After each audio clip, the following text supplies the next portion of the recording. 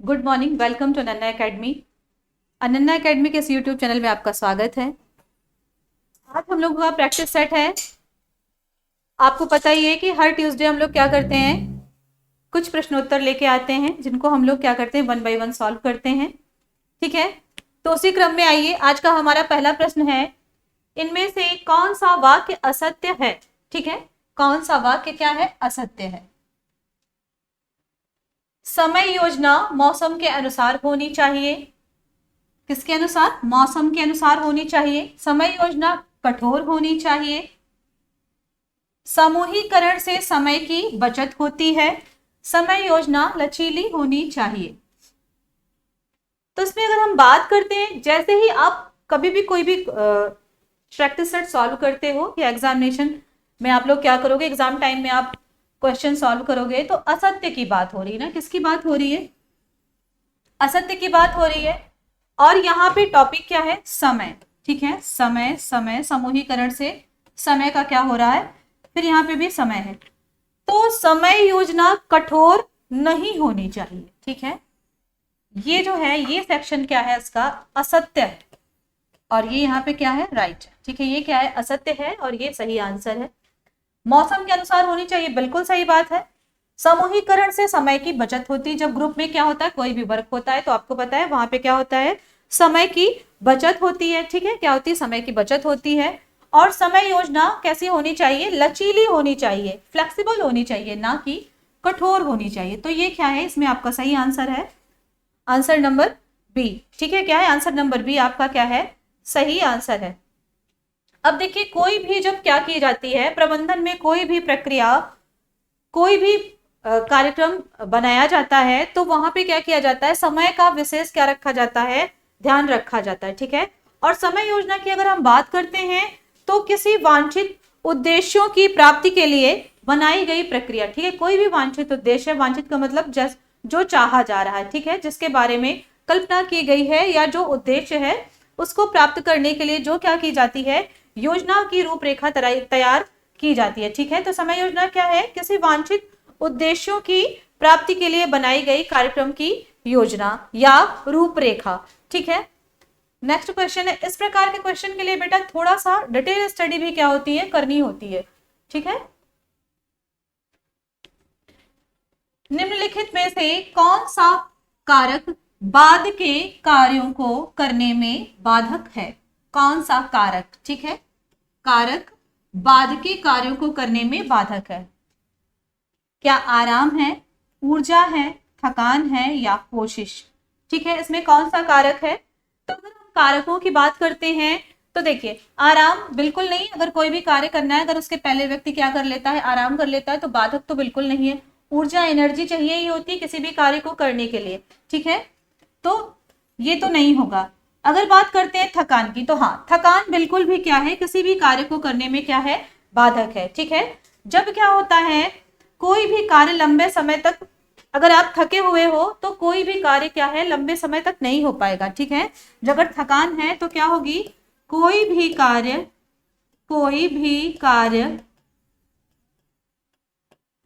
लंबे समय तक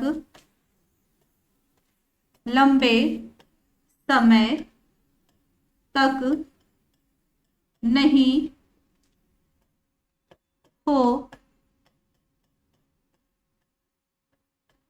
पाता है। ठीक है, क्या है, कोई भी कार्य लंबे समय तक नहीं हो पाता है। व्यक्ति अगर थका हुआ है तो ये क्या है, एक बाधक के रूप में क्या है, कार्यों में बाधा उत्पन्न करता है। अपने आप से देखिए, अगर क्या है, आप थके हुए हो और आपको एक कार्य के बाद किसी और कार्य में लगा दिया गया तो क्या आप उसको अच्छे से कर पाओगे? नहीं। कहीं ना कहीं आपके शारीरिक स्थिति में, मानसिक स्थिति में क्या होगा, सामंजस्य अच्छे से स्थापित नहीं हो पाएगा और थकान का क्या होगा, अनुभव होगा।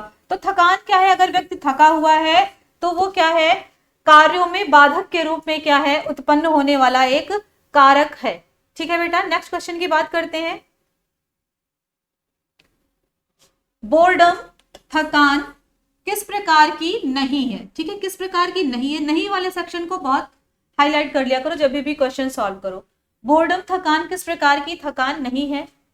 शारीरिक थकान, मनोवैज्ञानिक थकान, परचुरेशनल थकान या बी एवं सी दोनों? कौन से प्रकार की थकान नहीं है? ठीक है, क्या है? कौन से प्रकार की थकान नहीं है? बताइए इसका सही आंसर क्या होगा। अगर बात हम करते हैं बोर्डम, ठीक है, बात हम यहाँ पे किसकी आ रही है? बोर्डम की बात आ रही है। अगर बात बोर्डम की आ रही है तो आपको सीधा से पता है कि ये किस थकान के अंतर्गत आता है? ये मनोवैज्ञानिक थकान की श्रेणी में आता है। ठीक है, मनोवैज्ञानिक की श्रेणी में आता है। और बात अगर करते हैं शारीरिक थकान की, तो शारीरिक थकान के अंतर्गत जैसे क्या होगा? शारीरिक थकान में जैसे क्या होना? हाथ, पैर, कमर, पीठ, इस प्रकार क्या होना? इस प्रकार दर्द होना, कंधे हो गए। ठीक है, किसी भी कार्य को करने के बाद जो क्या है, जो क्या हो रही है? शारीरिक थकान उत्पन्न हो रही है। ठीक है, तो वो क्या होती है? जिसपे क्या होते हैं? कुछ अंगों में प्रभाव देखने के लिए मिलता है। वहीं पे जब हम मनोवैज्ञानिक थकान की बात करते हैं तो यहाँ ये दो प्रकार की हम लोग देखते हैं। कितने प्रकार की? दो प्रकार की देखते हैं। एक है नीरस, ठीक है, एक है नीरस और एक क्या है? कुंठाजन्य। कुंठाजन्य, ठीक है, एक क्या है? नीरस और एक क्या है? कुंठाजन्य। जो इसमें नीरस है यही क्या है? आपका बोर्डम। ठीक है, ये क्या है? आपका बोर्डम। और ये क्या है? कुंठाजन्य क्या है? आपका फ्रस्ट्रेशन। तो अगर बात करते हैं प्रकार की नहीं है तो ये मनोवैज्ञानिक तो हो गई। ठीक है, मनोवैज्ञानिक तो हो गई और इससे कोई मतलब नहीं है। ए, बी एवं सी, नहीं, बी एवं सी वाला ऑप्शन भी गलत है, ये भी गलत है। ये क्या है?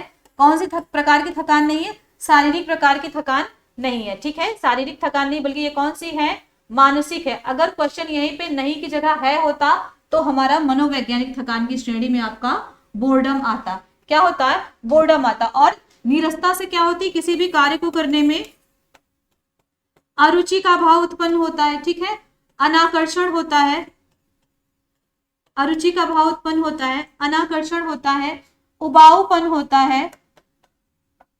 जैसे किसी भी कार्य को क्या करते रहना? लगातार एक ही कार्य को करते रहना। ठीक है, और अगर बात फ्रस्ट्रेशन की करते हैं तो क्या होगा?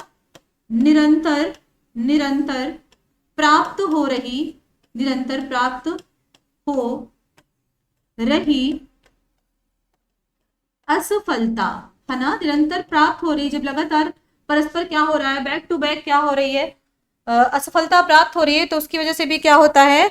ये जो है फ्रस्ट्रेशन है, ये व्यक्ति के अंदर आ जाता है। ठीक है, तो थकान हमारी, हम दो पार्ट में इसको डिवाइड करके पढ़ते हैं। एक होती है शारीरिक थकान और एक होती है मनोवैज्ञानिक थकान। मनोवैज्ञानिक थकान के दो प्रकार होते हैं। ठीक है, ये हमने पूरा एक्सप्लेन कर दिया आपको क्वेश्चन, आप इसे नोट डाउन कर लीजिएगा अपनी कॉपी में। ठीक है,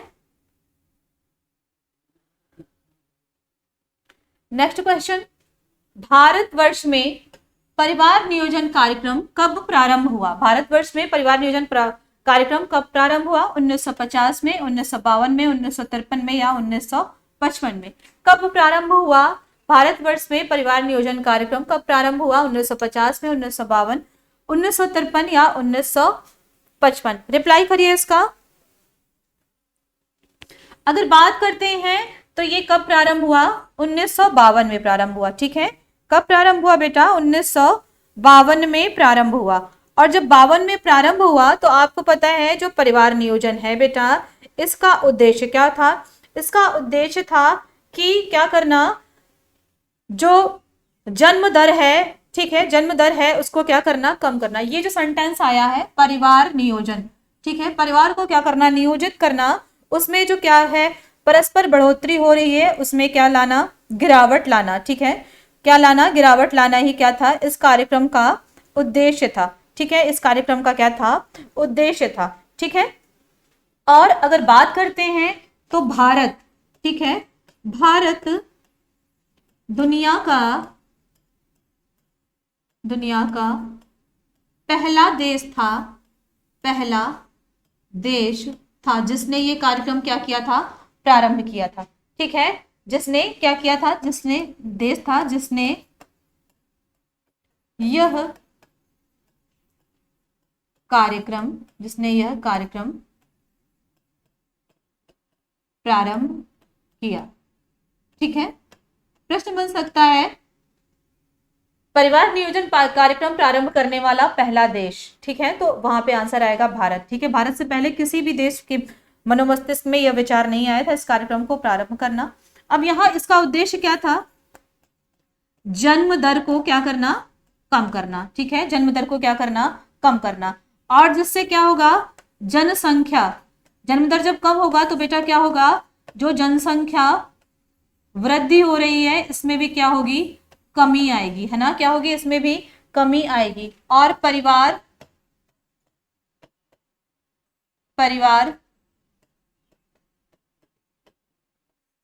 कल्याण में अधिकता आएगी। जाहिर सी बात है, जब क्या होगा, परिवार में बच्चों की संख्या कम होगी तो माता पिता अभिभावकों के ऊपर क्या होगा, प्रेशर कम होगा, परिवार में खुशी का माहौल होगा और हर प्रकार की आवश्यकताओं की पूर्ति करने में परिवार क्या होगा, सक्षम होगा। यहाँ पे स्वास्थ्य भी क्या होता है, बहुत बड़ा कारक होता है। ठीक है, स्वास्थ्य भी क्या है, बहुत बड़ा कारक है। अगर परिवार नियोजन क्या हो जाएगा, पूर्णता लागू हो जाएगा तो जो महिला का स्वास्थ्य है वो कैसा रहेगा, उत्तम रहेगा। ठीक है, महिला स्वास्थ्य कैसा रहेगा, उत्तम रहेगा। आपको पता है कि अज्ञानता की वजह से, अशिक्षा की वजह से क्या होता है, अधिक जन्म देने से क्या होती है, महिला के अंदर अनेकों अनेक क्या हो जाती है, समस्याएं उत्पन्न हो जाती हैं। ठीक है, और कई कई बार क्या होता है, प्रसव के समय मृत्यु भी हो जाती है ना, क्या हो जाती है, प्रसव के समय मृत्यु भी हो जाती है। और जो वर्तमान का समय चल रहा है तो ये क्या है, इसको लागू करना बहुत ही क्या हो गया है, आवश्यक हो गया है। नहीं तो वो दिन दूर नहीं जब क्या होगा, जनसंख्या विस्फोट होगा,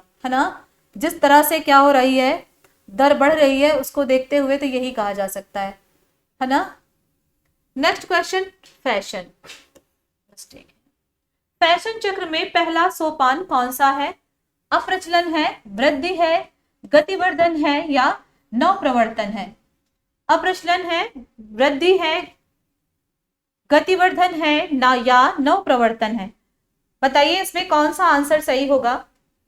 हमने अपनी क्लास में बहुत बार इस क्वेश्चन को क्या किया है, डिस्कस किया है, और शायद ये क्वेश्चन हम एक बार और इसी से रिलेटेड क्वेश्चन क्या है, सॉल्व करा चुके हैं। तो अगर हम बात फैशन चक्र की करते हैं तो इसका पहला चरण, ठीक है, पहला चरण कौन सा होगा, इसमें होगा नव प्रवर्तन। ठीक है, नव, क्योंकि अप्रचलन बाद में आएगा, वृद्धि, किसी भी चीज का पहले सबसे पहले क्या होता है, इंट्रोडक्शन होता है, उसको उस चीज से क्या होते हैं, लोग परिचित होते हैं, उनका परिचय होता है उससे। ठीक है, अगर हम बात करते हैं तो ये कैसा होता है, जो फैशन चक्र है आपका इस प्रकार से कुछ बना हुआ होता है। हाँ, ऐसा ही होता है। ठीक है,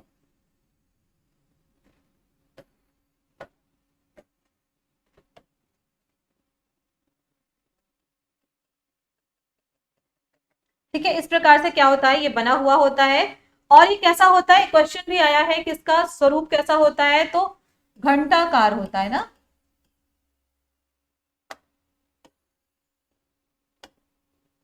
कैसा होता है, ये घंटाकार होता है। अब इसको अगर हम इसका डिवाइडेशन करते हैं तो ये हम इसको 5 पार्ट में क्या करते हैं, बांटते हैं। यहाँ पे होता है FC1, यहाँ पे होगा FC2, ये पीक पॉइंट होगा FC3, ये क्या होगा FC4 और ये होगा FC5। ठीक है, अगर हम पहले सेक्शन की बात करते हैं तो यहाँ पे क्या होगा, परिचय होगा। ठीक है, परिचय अर्थात नव प्रवर्तन। ठीक है, पहले स्टेप में क्या होगा, नव प्रवर्तन होगा अर्थात इंट्रोडक्शन होगा। ठीक है, अब यहाँ पे क्या होगा बेटा, यहाँ पे लोकप्रियता। ठीक है, क्या होगी, लोकप्रियता होगी ना, उसको सब लोग क्या करेंगे, पसंद करेंगे, धीरे धीरे करके वो क्या होगा, सब लोग उसे एक्सेप्ट करेंगे, पसंद करेंगे। अब अगर बात सबसे ऊपर की करते हैं तो यहाँ पे क्या होगा, ये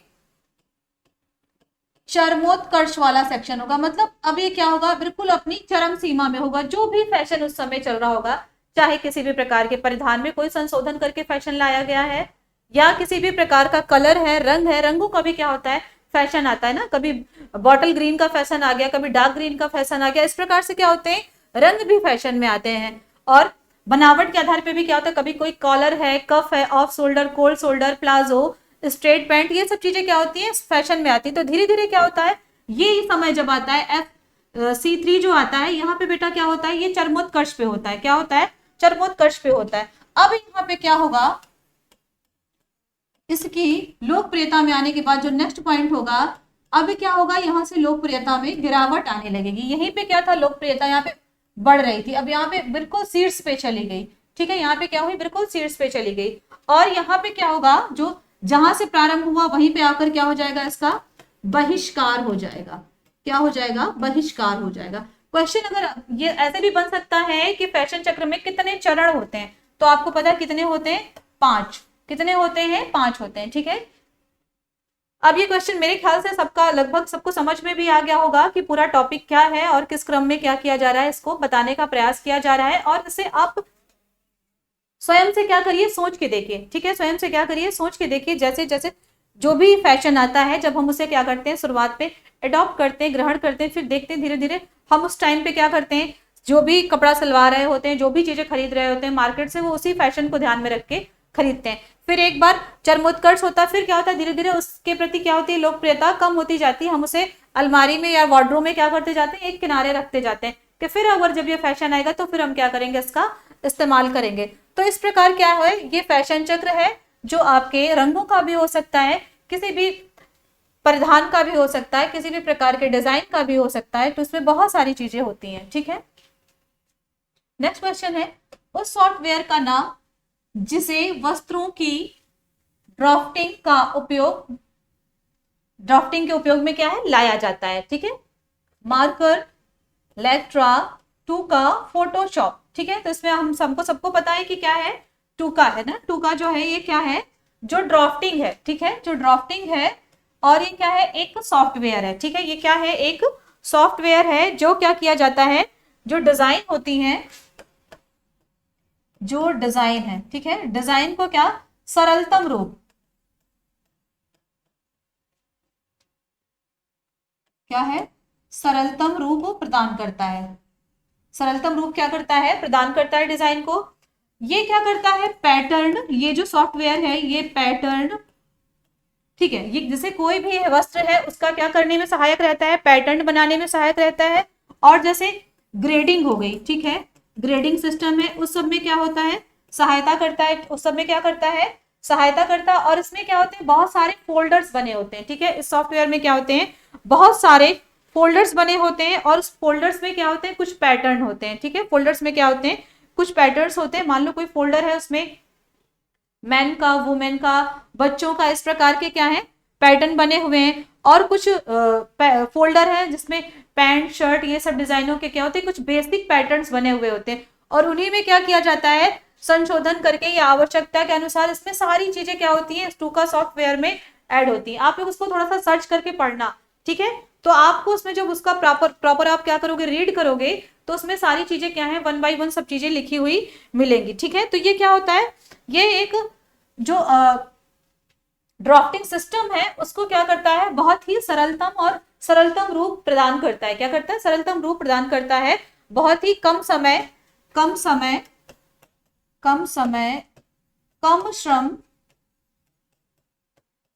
श्रम के प्रयोग से अधिक पैटर्न बनाए जा सकते हैं। अधिक क्या किए जा सकते हैं, पैटर्न बनाए। क्योंकि यहाँ पे क्या है, बहुत ढेर आइडियाज क्या है, आपके जो फोल्डर्स होते हैं वहां पे दिए हुए होते हैं। ठीक है, बहुत ही ढेर क्या होते हैं, ढेर प्रकार के क्या होते हैं, पैटर्न और ड्राफ्टिंग क्या होती है उसमें पड़ी होती है। जब आपको बहुत सारे कोई भी आपको क्या करना है, कोई भी एक डिजाइन बनानी, जब आपके सामने उसके अनेकों एक पैटर्न आते हैं, तो आप क्या करते हो, जो पैटर्न दिख रहे हैं आप उन्हीं से कुछ नया भी क्या कर लेते हो, क्रिएट कर लेते हो। तो ये जो टूका सॉफ्टवेयर है ये क्या है, ये बहुत ही ज्यादा क्या है, उपयोगी है। और यह मैनुअली भी प्रयोग किया जाता है। ठीक है, मैनुअली भी प्रयोग होता है, और स्वचालित सॉफ्टवेयर के रूप में भी क्या किया जाता है, प्रोग्राम सेट किया गया, और स्वचालित सॉफ्टवेयर के रूप में भी क्या किया जा सकता है, इसका प्रयोग किया जा सकता है। ठीक है, दोनों प्रकार से इसका उपयोग संभव है। नेक्स्ट क्वेश्चन, पाइपिंग को काटा जाता है 75 वेफ्ट या 45 वार्प पे 150 डिग्री सेल्वेडन से या 55 वेफ्ट से। तो इसमें हमें पता है कि ये क्या है, 45 डिग्री का, जैसे जब भी क्या करते हैं, जैसे मान लो ये है, ये पाइपिंग को ऐसे क्या किया जाता है, काटा जाता है। ठीक है, पाइपिंग जिसने बनाई होगी, लगाई होगी, तो उसको भी पता है इस प्रकार से क्या किया जाता है, कट किया जाता है। देखो ये जैसे 90 डिग्री का क्या है, कोण हो जाता है, तो ये ऐसे यहाँ पे आ रहा है ना, तो आपको पता है कि ये कितना हो रहा है, लगभग ये आपका कितने में 45 वार्प में क्या किया जाता है, काटा जाता है। ठीक है, 45 वार्प में क्या किया जाता है, काटा जाता है। C1 जिसका इस्तेमाल बिना सिले किनारों को छुपाने के लिए किया जाता है। यहाँ पे फ्रेंच है, ठीक है, French C1, plate, plate fold C1 और डबल C1 या टॉप C1, इसमें से क्या आंसर सही होगा? इसमें आपका जो फ्रेंच C1 है ये क्या है, ये सही है। C1 जिसका इस्तेमाल बिना सिले किनारों को छुपाने के लिए किया जाता है, जो किनारे होते हैं उनको छुपाने के लिए किया जाता है, इसमें क्या है, फ्रेंच C1 आपका सही आंसर। इसमें कुछ बहुत ज्यादा समझाने लायक नहीं है। ठीक है, नेक्स्ट क्वेश्चन, पाठ्यक्रम निर्माण का बुनियादी सिद्धांत है। जो पाठ्यक्रम है, किसी भी पाठ्यक्रम का, किसी भी विषय के पाठ्यक्रम का जो क्या होता है, निर्माण होता है, उसका बुनियादी सिद्धांत क्या होता है? ठीक है, पाठ्यक्रम निर्माण का बुनियादी सिद्धांत क्या होता है? आइए इस क्वेश्चन को देखते हैं। क्रियाशीलता का सिद्धांत, उपयोगिता का सिद्धांत, अनुभव का सिद्धांत या रुचि का सिद्धांत। ठीक है, क्रियाशीलता भी बिल्कुल सही बात है, उपयोगिता भी बिल्कुल सही है, अनुभव का सिद्धांत भी जो होता है पाठ्यक्रम निर्माण है इसमें अनुभव का सिद्धांत भी कार्य करता है और रुचि का सिद्धांत भी कार्य करता है। ठीक है, इसमें क्या है, सारी चीजें ही क्या है, सही है। बट अगर हम पर्टिकुलर इस क्वेश्चन को रीड करते हैं और जो हमारे सामने ऑप्शन है, हम इन ऑप्शन को देखते हैं, तो बेटा इसमें सबसे अच्छा है उपयोगिता, है ना, उपयोगिता का सिद्धांत। जब भी क्या किया जाता है, पाठ्यक्रम का निर्माण किया जाता है, तो ये जरूर देखा जाता है कि यह कितना उपयोगी है, यह क्या है, कितना उपयोगी है और इसके उपयोग से किस किस प्रकार का परिवर्तन होगा। ठीक है, वो चाहे एजुकेशन हो, एजुकेशनल में ले लीजिए या किसी भी परिप्रेक्ष्य में ले लीजिए, तो वहां पे क्या होता है, सबसे अधिक उपयोगिता को ही ध्यान में रखा जाता है। जैसे अभी हम क्या कर रहे हैं, प्रैक्टिस सेट हम लोग बनवाते हैं, सब कुछ करते हैं, तो हम ये देखते हैं ना कि अब ऐसा नहीं है कि क्वेश्चन बहुत पुराने उठा लिए, तो वैसे अब पता है कि अब वैसे क्वेश्चन नहीं आएंगे। ठीक है, 2005 वाले 4 वाले क्वेश्चन अब नहीं आने वाले। तो हमें पता है ना कि किस चीज की उपयोगिता है, कौन सा ऐसा क्वेश्चन है जो क्या होगा, उपयोगी होगा। ठीक है, और कौन सा ऐसा क्वेश्चन है जो बच्चा प्रैक्टिस सेट में सॉल्व करेगा तो उसे एग्जाम में फायदा मिलेगा। अब कुछ क्वेश्चन ऐसे हैं जिनको मतलब अभी इस समय पे कराने का कोई मतलब नहीं, क्योंकि अब क्या है, आपको पता है हर एग्जाम का क्या है, थोड़ा पैटर्न बदल चुका है। अब क्वेश्चन बहुत डीप से पूछे जा रहे हैं, तो बहुत वैसे क्वेश्चन कराने का प्रैक्टिस सेट में डालने का कोई मतलब नहीं। ये नहीं हम कह रहे कि सरल क्वेश्चन नहीं उपयोगी है, सरल क्वेश्चन भी उपयोगी है, बट क्या है, उन्हीं क्वेश्चंस की सीरीज में कुछ क्वेश्चन ऐसे हैं जो अभी भी निरंतर क्या हो रहे हैं, रिपीट हो रहे हैं, उनको क्या करना है, उनको लेके आना है। कुछ क्वेश्चन एक दो बार पूछेगा, उसके बाद वो उसका कभी रिपीटेशन ही नहीं हुआ, तो पता है कि अब वो क्वेश्चन नहीं आएगा। तो यही बात है कि क्या किया जाता है, उपयोगिता का ध्यान दिया जाता है ना, कि क्या उपयोगी है क्या और क्या उपयोगी नहीं है। तो ये बात यहाँ पे किसकी हो रही थी, पाठ्यक्रम की हो रही थी। ठीक है, पाठ्यक्रम के निर्माण में भी यही चीज ध्यान में रखी जाती है कि क्या उपयोगिता का सिद्धांत उसमें क्या किया जाता है, लागू किया जाता है।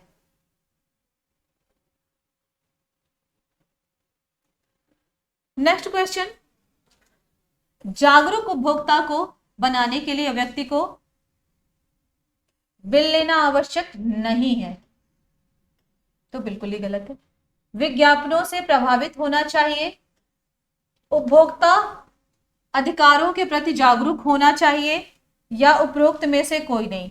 इसका आंसर क्या होगा, बिल लेना आवश्यक नहीं, ये तो बिल्कुल गलत है, ऐसा बिल्कुल भी नहीं है। बिल क्या है, लेना चाहिए, है ना, बिल क्या करना चाहिए, लेना चाहिए। बिल लेना क्या है, बहुत ही आवश्यक होता है। विज्ञापनों से प्रभावित होना चाहिए, प्रभावित होना चाहिए, ठीक है, बात सही है। नेक्स्ट क्या है, उपभोक्ता अधिकारों के प्रति जागरूक होना चाहिए, ये क्या है, ये आपका सबसे सही आंसर है। क्या है, अधिकारों के प्रति जागरूक होना चाहिए, यानी कि जो क्या है, कंज्यूमर है, उसको क्या है, अपने अधिकारों के प्रति क्या होना चाहिए, जागरूक होना चाहिए। ठीक है, जैसे वस्तु खरीदते समय क्या देखना चाहिए, लेबल जरूर देखना चाहिए, है ना, जो उसकी लेबलिंग हुई है उसको क्या करना चाहिए, जरूर देखना चाहिए, है ना, लेबल जरूर देखना चाहिए। और क्या, वस्तु की जो मात्रा दी हुई है, वस्तु की मात्रा, इस पे जरूर ध्यान देना चाहिए। और क्या होना चाहिए, वजन, ठीक है, वजन का भी विशेष ध्यान रखना चाहिए कि जितना वजन बताया जा रहा है क्या उसमें उतना वजन है या नहीं है, ठीक है। संगठन, जो चीजें उसमें ऐड की गई हैं, ठीक है, वो चीजें पढ़ी, मतलब जो चीजें दिखाई जा रही हैं, जो चीजें हैं पैकेट में लिखा हुआ है, उनमें से कुछ संगठन में कोई ऐसी चीज नहीं जो क्या हो स्वास्थ्य के लिए हानिकारक हो। और क्या होता है, बैच नंबर पड़ा हुआ होता है, ठीक है, बैच नंबर पड़ा हुआ होता है। और क्या होता है, निर्माता का नाम पड़ा होता है, निर्माता का नाम होता है। और क्या होता है, निर्माता के नाम के साथ साथ प्रमाणन चिन्ह, प्रमाणन चिन्ह। इन सब चीजों का क्या है, जरूर क्या रखना चाहिए, ध्यान रखना चाहिए, ठीक है। क्या करना चाहिए, जो उपभोक्ता है उसे इन सब चीजों का ध्यान में रख के क्या करनी चाहिए, जब चीज कोई भी परचेज करनी चाहिए तो कम से कम उसकी लेबलिंग वगैरह पर्टिकुलर क्या है, डेट क्या है क्या नहीं है, इसको विशेष ध्यान में रखना चाहिए, ठीक है।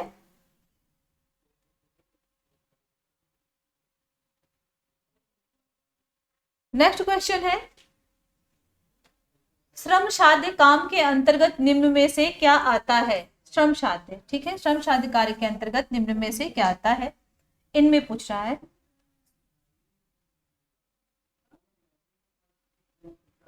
बुनाई करना, लेखन करना, साफ सफाई करना या इस्त्री करना। बुनाई करना बैठ के किया जा रहा है, बहुत ज्यादा श्रम साध्य नहीं होगा। लेखन कार्य भी बैठ के हो रहा है, सफाई करना काफी हद तक है, इस्त्री करना। बट यहाँ पे जितने हैं इसमें सबसे ज्यादा क्या है, जो क्या होगा, इस्त्री करना, ठीक है, क्या होगा, इस्त्री करना क्या होगा, इसका सही आंसर होगा, ठीक है, क्या होगा, इस्त्री करना इसका बेटा सही आंसर होगा।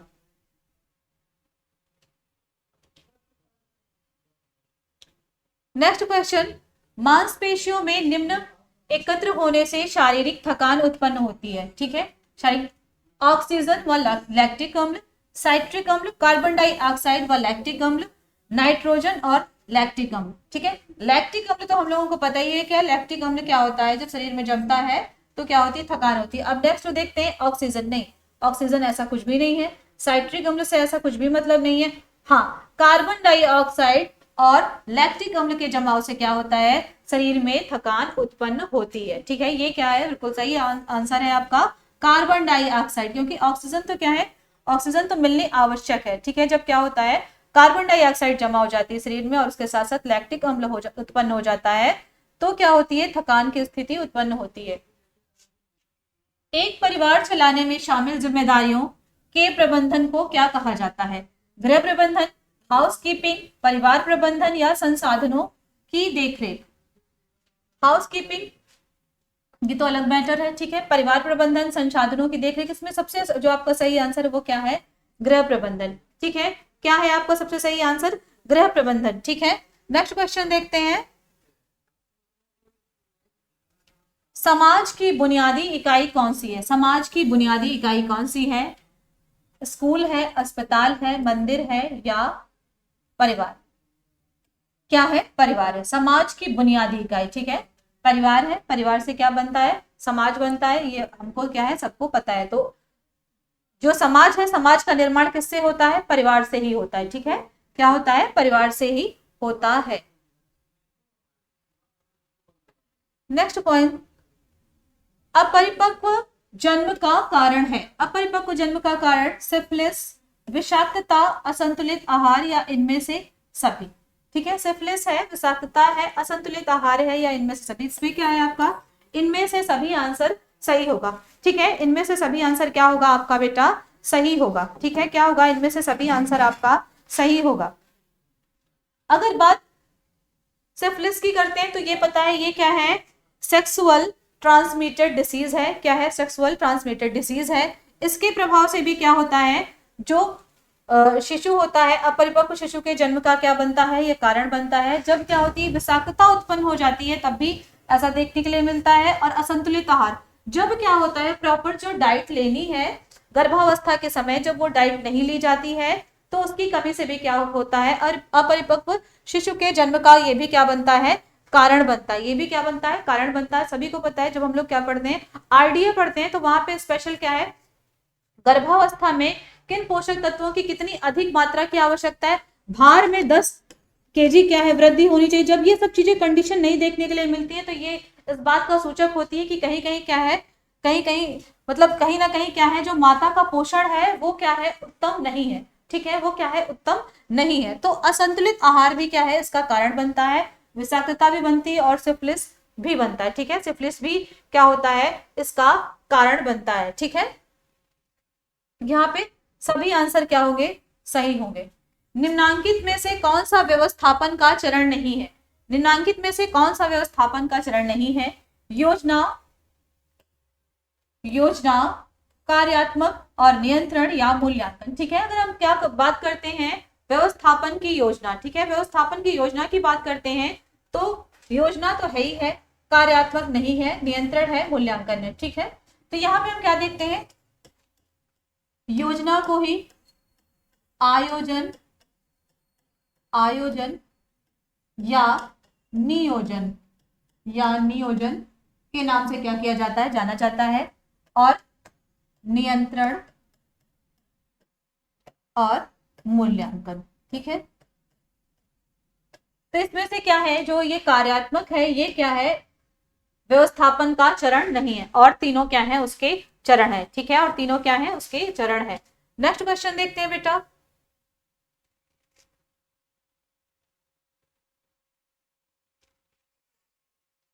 कौन सा साधन प्रत्येक परिवार के पास एक सा होता है, मतलब कौन, इसमें से कौन सा साधन है जो प्रत्येक परिवार के पास एक सा होता है, मतलब उसमें किसी भी प्रकार का कोई भिन्नता नहीं होती है। ठीक है, समय, शक्ति, मुद्रा या ज्ञान, एक सा। ठीक है, कैसा, सबके पास एक जैसा होता है। तो यहाँ पे क्या है, समय है ना, सभी के पास 24 घंटे हैं, सभी के पास क्या है, एक दिन में 24 घंटे हैं। अब इस 24 घंटे में कितने समय कौन कार्य कर रहा है, कौन आराम कर रहा है, ये उसके ऊपर डिपेंड है। बट ये इसमें किसी भी प्रकार का भेदभाव नहीं है, ये क्या है, प्रकृति के द्वारा दिया हुआ है। ठीक है, ये क्या है, प्रकृति के द्वारा दिया हुआ है, इसीलिए क्या है, ये सभी लोगों के पास एक समान है। अगर मानव निर्मित होता तो इसमें भी भेदभाव हो गया होता, बट ये क्या है, ये प्रकृति के द्वारा दिया गया है, तो ये सभी के पास क्या होता है बच्चा, समान होता है। शक्ति की बात करते हैं तो शक्ति के पास, शक्ति भी सबके पास अलग अलग होती है। ठीक है, चाहे इसमें हम शारीरिक शक्ति की बात करें, चाहे इसमें भौतिक शक्तियों की बात करें, शक्ति यहाँ पे कई प्रकार की हो गई ना, शक्ति यहाँ पे कई प्रकार की हो गई, तो शक्ति क्या है, सबके पास अलग अलग है। हमारे आसपास, हमारे समाज में, हमारे घर में, परिवार में, सबके पास क्या होती है, अलग अलग प्रकार की शक्ति होती है। कोई जल्दी थक जाता है, कोई देर में थकता है। ठीक है, तो ये शक्ति का तो स्वरूप ही अलग है, ये सबके पास अलग अलग होती है। यहीं पे मुद्रा की बात करें, मुद्रा भी सबके पास अलग अलग है, कोई किसी के पास बहुत अधिक है, किसी के पास मध्यम है, किसी के पास निम्न है। ठीक है, जो हमारा समाज का वर्ग है, उच्च वर्ग, मध्य वर्ग और निम्न वर्ग, वो इस बात का क्या है, सूचक है कि मुद्रा भी क्या है, प्रत्येक व्यक्ति के पास अलग अलग है।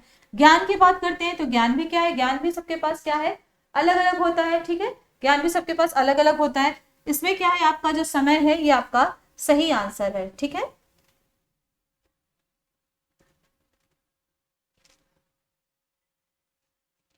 काम के बीच में आराम से तात्पर्य है, काम पूरी तरह से रोकना, क्या काम को पूरी तरह से रोक देना आराम कहलाएगा। आंशिक रूप से काम रोकना, या कार्य तथा तनाव से थोड़ी देर के लिए आजादी, या कार्य की स्थिति में परिवर्तन। काम के बीच में पूरी तरह से आराम से तात्पर्य, काम पूरी तरह से रोकना, आंशिक रूप से काम, आंशिक रूप से क्या करना, काम रोकना, या कार्य तथा तनाव से थोड़ी देर की आजादी।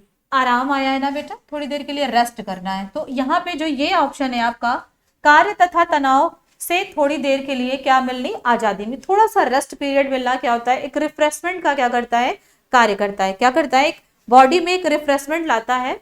अगर आप कोई भी कार्य कर रहे हो, उसके बीच में आपको क्या मिला, थोड़ा सा रेस्ट मिल गया, उससे क्या होता है, आपको थोड़ी एनर्जी क्या होती है, आपकी बूस्ट अप हो जाती है, आप पुनः उस कार्य को बहुत अच्छी तरीके से क्या है, कर पाते हो। लगातार लगातार लगातार करते रहोगे तो क्या है, ये ह्यूमन बॉडी कोई मशीन तो है नहीं कि चलती रहेगी, मशीन भी कुछ समय बाद गर्म हो जाती है ना।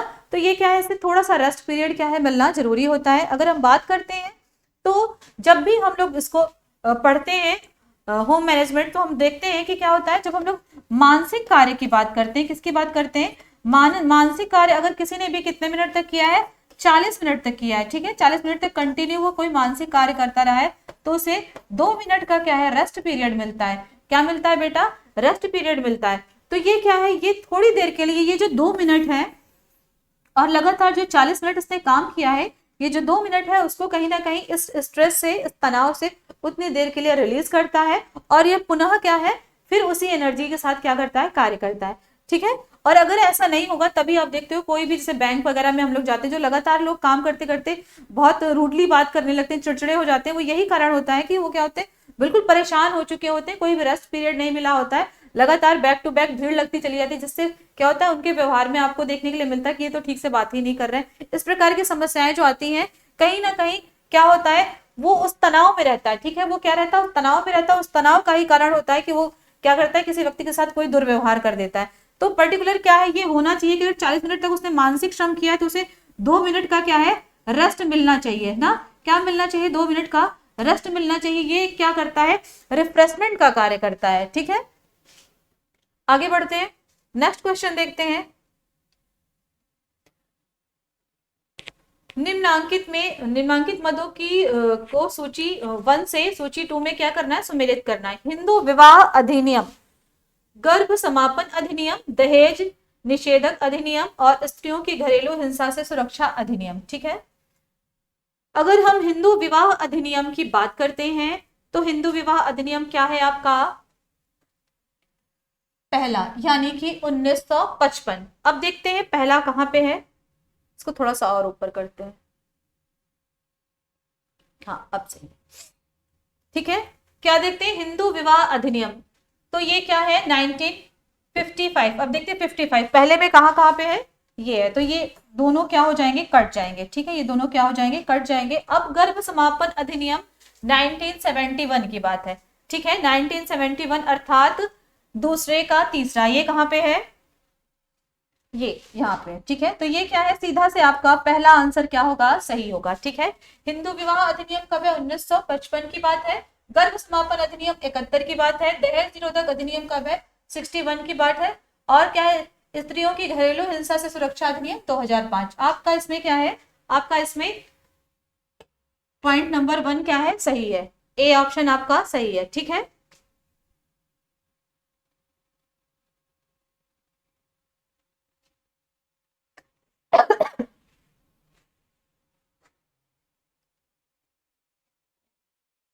परिवार को निम्नांकित गतिविधियों को हल्के से बहुत भारी ऊर्जा लागत के आधार पर व्यवस्थित कीजिए। ठीक है, फर्श पोंछना या फर्श उचारना लिखा हुआ है इसमें, फर्नीचर को झाड़ना लिखा हुआ है, मसाला हाथ से पीसना और कपड़े इस्त्री करना। ठीक है, तो इसमें क्या करना है, हल्के से भारी। ठीक है, कैसा क्रम रहेगा, पहले हल्का कार्य रहेगा, फिर क्या रहेगा, भारी कार्य रहेगा। क्या रहेगा पहले क्या होगा बेटा, हल्का कार्य होगा, फिर क्या होगा, भारी कार्य होगा। तो अगर हम इन चारों में देखते हैं, तो सबसे हल्का हमारा कार्य कौन सा, क्या फर्श पोंछना, नहीं, फर्नीचर को झाड़ना, मसाला हाथ से पीटना, तो ये क्या होगा, सबसे हल्का कार्य होगा। सबसे पहले देखते हैं पॉइंट नंबर 2 कहाँ पे है। अच्छा, इन दोनों में, इनको तो काट ही देंगे, ये क्या होगा, यहीं से एलिमिनेट हो गए, बिल्कुल बाहर हो गए। ठीक है, क्या है, सबसे पहले फर्श पोंछना क्या है, सबसे हल्का कार्य है। ठीक है, अब इसके बाद फर्श पोंछना में भी क्या हो गया, आपके घुटने मुड़ेंगे, बैठोगे, मसाला पीसने में भी क्या होगा, बैठोगे। अब कपड़े में इस्त्री करना है, तो कपड़े में खड़े होकर इस्त्री करना है, टेबल पे करना है, बहुत ज्यादा क्या है, बॉडी फोल्ड नहीं हो रही है, तो इसके बाद क्या है होगा, सेकंड ऑप्शन में आपका चौथा आएगा, दोनों में ही चौथा है। आगे बढ़ते हैं। ठीक है, तो ये हो गया। अब क्या होगा, इसके बाद होगा फर्श पोंछना, जो मसाला पीसना है, फर्श पोंछने से ज्यादा क्या होगा, भारी कार्य आपका मसाला पीसना है, क्योंकि वहां पे आपकी मोड़न की स्थिति भी है और हाथ भी क्या हो रहे हैं, कार्य कर रहे हैं, और परस्पर क्या लग रहा है, जब हाथ से आप मसाला पीस रहे हो तो प्रेशर भी है, लग रहा है। ठीक है, तो क्या होगा, तीसरे नंबर पे होगा आपका पहला।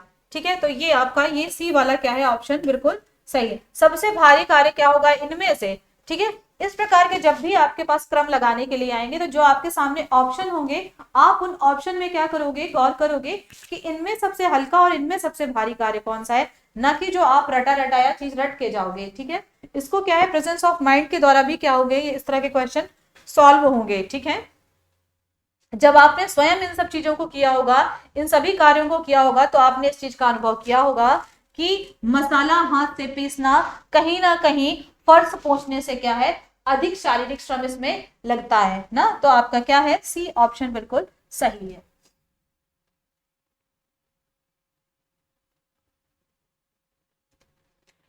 निम्न में से कौन समय व्यवस्थापन का यंत्र नहीं है? ठीक है, पीक लोड है, कार्यवर्क भी है, कार्यकर्व, कार्यकर्व क्या है, कार्यकर्व नहीं है।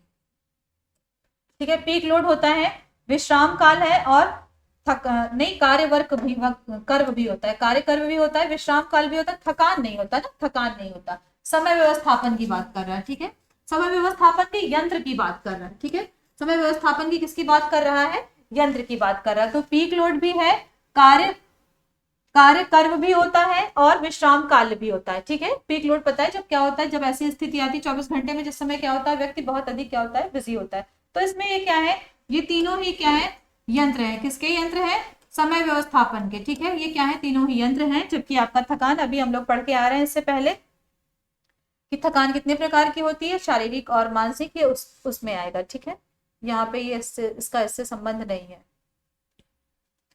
परिवार किस प्रकार की संस्था है?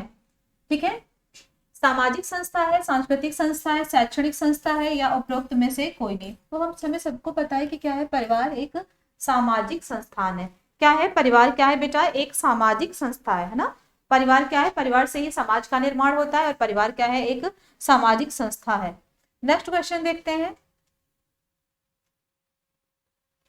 निम्नलिखित में से कौन सा कारक खरीदारी और उपभोक्ता व्यवहार को प्रभावित करता है? घरेलू इकाई या परिवार की संरचना, बिल्कुल करती है, बिल्कुल सही बात है। पारिवारिक चक्र में आने वाले चरण, ये भी बिल्कुल सही है, बिल्कुल खरीदारी को प्रभावित करता है। पारिवारिक निर्माण प्रक्रिया, ये भी करती है। उपरोक्त सभी, बिल्कुल सही बात है। क्या है, ये सभी जो है यहाँ पे, ये चारों ऑप्शन क्या है आपके, सही है। ठीक है, ये चारों ऑप्शन क्या है आपके, सही है, क्योंकि सभी चीजें क्या करती हैं, जो उपभोक्ता है उसके व्यवहार को क्या करते हैं, जिस समय खरीदारी किया जाता है, ये जितने भी ऑप्शन है ये सब क्या करते हैं, उसको प्रभावित करते हैं। परिवार की संरचना भी क्या करती है, प्रभावित करती है। पारिवारिक चक्र, प्रथम अवस्था होती है, विस्तृत अवस्था होती है, संकुचन की अवस्था होती है, वो भी क्या करती है, खरीदारी को प्रभावित करती है। और निर्माण की प्रक्रिया भी क्या करती है, खरीदारी को प्रभावित करती है। तो इसमें क्या है, आपका सभी जो है सही होगा। वितरण के चैनलों को अनुक्रम में व्यवस्थित करिए। ठीक है, थोकदार, विनिर्माता, उपभोक्ता और फुटकर विक्रेता। ठीक है, तो सबसे पहले कौन आएगा यहाँ पे? ठीक है, सबसे पहले यहाँ पे क्या होगा, कौन आएगा, विनिर्माता आएगा सबसे पहले ना, जो क्या कर रहा है, जो मैन्युफैक्चरर है। ठीक है, जो क्या है, मैन्युफैक्चरर है, वो क्या होगा, सबसे पहले आएगा। 2 नंबर वाला, 2 नंबर देखते हैं कहाँ कहाँ पे है, इसमें नहीं है, ये कट गया, ये भी क्या हुआ, कट गया। ठीक है, ये क्या होगा, ये कट गया। अब विनिर्माता आ जाएगा, उसके बाद कौन आएगा, उसके बाद आएगा होलसेलर आएगा, यानी कि थोकदार, जो क्या करता है, सामान बल्क के रूप में खरीद के लेके आता है, यानी कि अब क्या आएगा, पहला आएगा। सी ऑप्शन क्या है आपका, सही है। सी क्या है आपका, सही है। ठीक है, पहले क्या होगा, मैन्युफैक्चरर होगा, जो क्या कर रहा है, चीजों को बना रहा है, फिर होलसेलर होगा, फिर उसके बाद क्या होगा, फुटकर विक्रेता होगा, और उसके बाद क्या होगा, उपभोक्ता होगा। तो ये आपका ये वाला आंसर क्या है, बिल्कुल सही है। ठीक है, नेक्स्ट क्वेश्चन देखते हैं, उपभोक्ता विवाद समंजन फोरम को संचालित करने वाला अधिनियम कौन सा है? भारतीय मानक ब्यूरो अधिनियम, उपभोक्ता संरक्षण अधिनियम, व्यापार और पण्य वस्तु चिन्ह अधिनियम, प्रतिबंधित व्यापार प्रथा अधिनियम। इसमें से क्या क्या होगा, इसमें हमें सबको पता है क्या होगा, उपभोक्ता संरक्षण अधिनियम। ठीक है, क्या होगा, उपभोक्ता संरक्षण अधिनियम जो है वो क्या करता है, जो भी विवाद होते हैं उनका निपटारा करता है ना। नेक्स्ट क्वेश्चन, सूची 1 में दिए गए मदों को मिलान सूची 2 में दिए गए मदों से कीजिए। Eco mark, hallmark, ISI, ISI mark या एग मार्क। बात अगर करते हैं किसकी, इको मार्क की। ठीक है, किसकी बात करते हैं, अगर हम लोग इको मार्क की बात करते हैं तो आपको पता है कि इको मार्क का संबंध किससे है? इको मार्क का संबंध आपके पर्यावरण हितैषी उत्पाद जो भी होते हैं वहां पे इको मार्क का क्या किया जाता है? प्रयोग किया जाता है। किसमें? पर्यावरण हितैषी जो उत्पाद होते हैं जिनसे पर्यावरण को कोई भी प्रभाव नहीं पड़ता है, वहां पे इको मार्क का उपयोग किया जाता है। तो क्या है? ए का तीसरा, नहीं ए का चौथा। तो देखते हैं ए का चौथा कहाँ पे दिया हुआ है? सभी में दिया है। ठीक है, आगे बढ़ते हैं। हॉलमार्क की अगर बात करते हैं तो इसका संबंध किससे है? आभूषणों से है। ठीक है, क्या होता है? जो सोने और चांदी के आभूषण होते हैं वहां पे क्या होता है? उन आभूषणों में हॉलमार्क का क्या किया जाता है? प्रयोग किया जाता है। क्या किया जाता है? हॉलमार्क का प्रयोग किया जाता है। तो यहाँ पे ये आपका क्या हो जाएगा? एलिमिनेट हो जाएगा। अभी भी क्या है? 3 है। अगर बात कर किसकी करते हैं? आईएसआई मार्क की करते हैं। ठीक है, अगर बात किसकी करते हैं? आईएसआई मार्क की करते हैं। तो आईएसआई मार्क का संबंध किससे होता है? उत्पाद प्रमाणन। ठीक है, उत्पाद को क्या करते हैं? यह प्रमाणित करते हैं। ठीक है, क्या करते हैं? उत्पाद को प्रमाणित करते हैं। ठीक है, अगर बात एग मार्क की करते हैं तो एग मार्क का संबंध किससे है? एग मार्क का संबंध आईएसआई मार्क का संबंध किससे है? और एग मार्क की अगर हम बात करते हैं तो एग मार्क जो है, एग मार्क आपका संबंधित है कृषि विपणन। किससे संबंधित है? कृषि विपणन से। सही है ना? तो इसमें हम देखते हैं इसके आधार पे कौन सा हमारा सही ऑप्शन होगा। तो इसके आधार पे हमारा सही आंसर है ए, है ना? क्या है? ए है। इको मार्क हमने पहले बताया, पर्यावरण हितैषी उत्पाद। इसका चिन्ह होता है ऐसे मटके टाइप का बना हुआ रहता है ना, ऐसे करके थोड़ा सा इस प्रकार से क्या होता है? मटके टाइप का ऐसे चिन्ह बना हुआ रहता है। ठीक है, ऐसा चिन्ह बना हुआ रहता है। होल मार्क की अगर हम बात करते हैं तो होल मार्क क्या होता है? होल मार्क कुछ इस प्रकार से क्या होता है? बना हुआ चिन्ह होता है। ठीक है, इस प्रकार से कुछ बना हुआ चिन्ह होता है। ठीक है, ये सोने और चांदी दोनों के आभूषणों में क्या है? होता है। ठीक है, ठीक है, सोने और चांदी दोनों में होता है। 2000 सन 2000 से ये किसमें हुआ? गोल्ड में। ठीक है, गोल्ड में सन 2000 से हुआ और 2005 से ये सिल्वर में भी यानी कि चांदी में भी क्या है? प्रयोग किया जाने लगा। ठीक है, आईएसआई सबको पता है ऐसे करके बना हुआ रहता है ना, ऐसे करके क्या है? बना हुआ रहता है। ठीक है, आईएसआई का चिन्ह ऐसे बना हुआ रहता है। और एग मार्क की बात करते हैं तो ये एक सर्किल ऐसे होता है, फिर एक सर्किल ऐसा होता है, फिर इसमें ऐसे क्या होता है? ट्रायंगल सा होता है, इसी में लिखा हुआ होता है। इसमें क्या प्रॉपर पूरा लिखा हुआ रहता है कि क्या? Egg mark. ये जो बीच वाला है, ठीक है, यहाँ पे क्या लिखा रहता है? एग मार्क लिखा रहता है।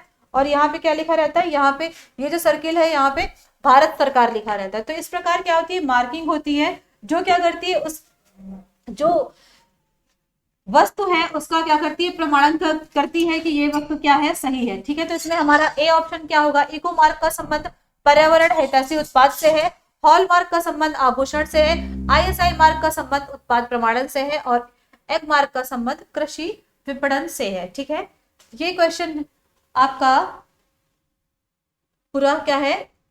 बहुत बार इस तरह के क्वेश्चन क्या है? वन लाइनर में भी पूछे गए हैं और ऐसे मिलान में भी पूछे गए हैं। ऐच्छिक पेशियां हैं, इनमें गहरी तथा हल्की धारियां पाई जाती हैं, इन पर किसी का नियंत्रण नहीं होता। ये शरीर के उन अंगों में पाई जाती हैं जो इच्छा के अधीन रहकर कार्य नहीं करते हैं। उपयुक्त सभी। इसमें क्या आंसर सही होगा? ऐच्छिक पेशियों की बात की जा रही है।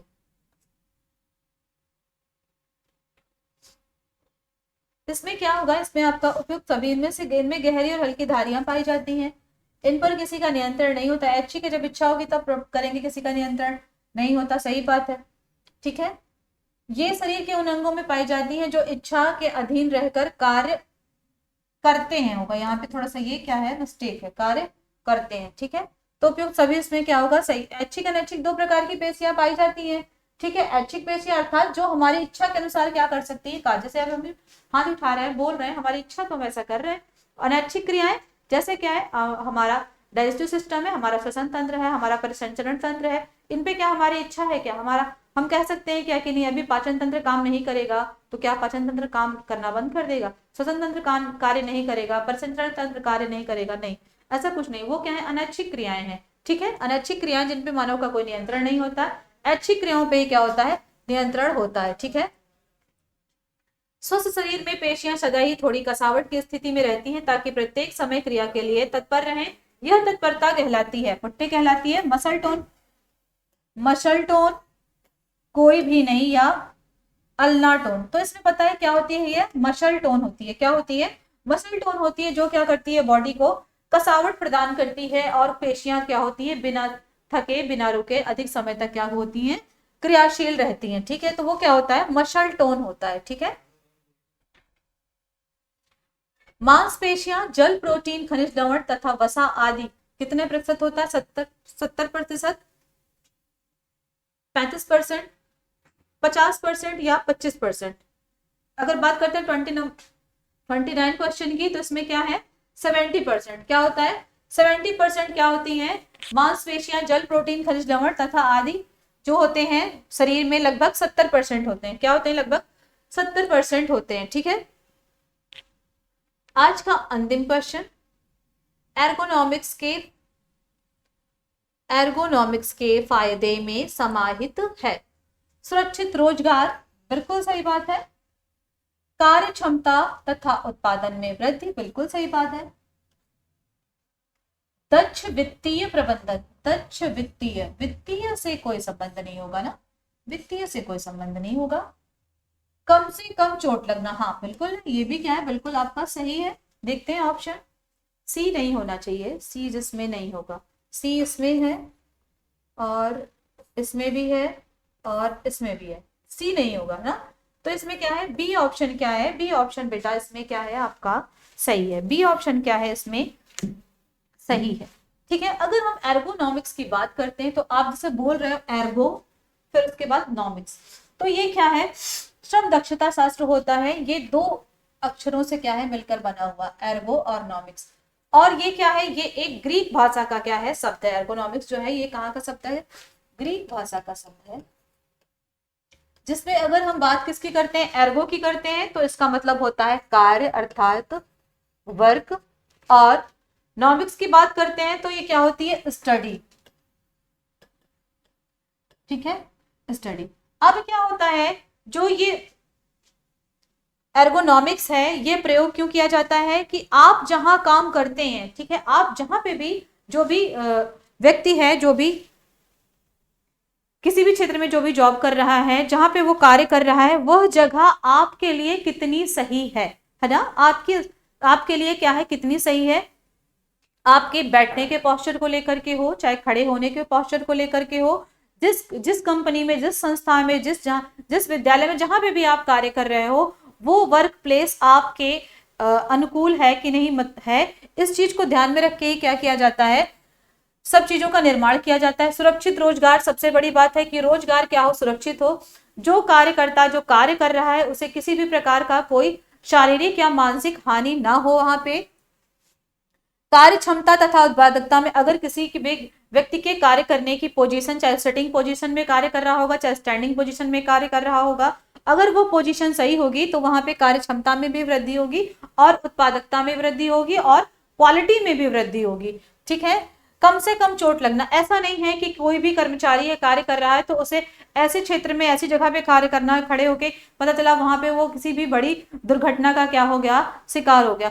तो ये क्या होता है, एर्गोनॉमिक्स में क्या किया जाता है, व्यक्ति की जो क्षमता है, जैसा उसका स्वरूप है, जैसी उसकी आकृति है, जैसे उसकी हाइट है, पर्सनालिटी है, उसके अनुसार क्या किया जाता है, उसको कार्य दिया जाता है। अगर वो सिटिंग पोजीशन में बैठ के कार्य कर रहा है, प्रॉपर उसकी चेयर ऐसी होनी चाहिए कि जो उसके लंबर्स हैं, यानी कि जो रीढ़ की हड्डी है, लंबर है, उनमें किसी भी प्रकार का कोई प्रभाव ना हो। पता चला ऐसी पर्सनालिटी, हैवी पर्सनालिटी का व्यक्ति छोटी सी चेयर दे दी तो अब वो उसमें बैठेगा तो कंफर्टेबली होके वो कार्य नहीं कर पाएगा, जिससे उसके लंबर में क्या हो सकती है, प्रॉब्लम हो सकती है। ठीक है, और क्या होगा, जो उसका एरिया है, ठीक है, जो उसका एरिया है वो भी कैसा होना चाहिए, वो ऐसा होना चाहिए कि वो प्रॉपर क्या कर सके, अच्छे से कार्य कर सके। ठीक है, क्या कर सके, अच्छे से कार्य कर सके। अगर चेयर प्रॉपर सही नहीं होगी तो उसको क्या होगा, उसके जो लोअर वाला सेक्शन है और जो बैक वाला सेक्शन है, वहां पे क्या होगा, पेन होने लगेगा। अगर खड़े होकर कोई बहुत देर तक कार्य कर रहा है, पढ़ा रहा है, तो फुट रेस्ट होना चाहिए ना, कि आगे आप पैर को रख करके क्या कर सको, थोड़ी देर आराम कर सको, थोड़ी देर अपने क्या है, अपनी पोजीशन को चेंज कर सको।